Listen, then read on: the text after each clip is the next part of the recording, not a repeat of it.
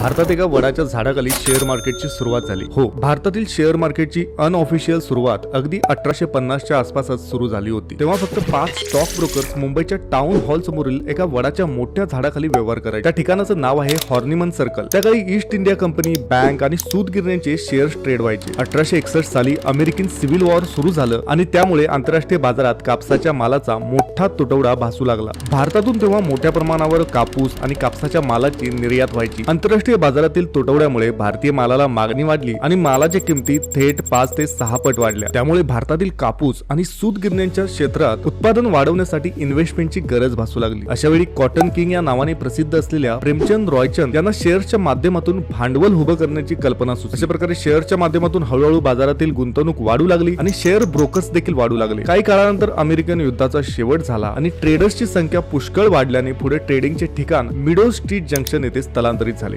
मुंबईतील मिडो street junction आज Mahatma Gandhi road म्हणून ओळखले जाते. पुढे जाऊन 1874 साली दलाल स्ट्रीट या ठिकाणी native share and stock brokers असोसिएशनची स्थापना झाली. अशा प्रकारे भारतीय शेअर मार्केटचा पाया रोवला गेला.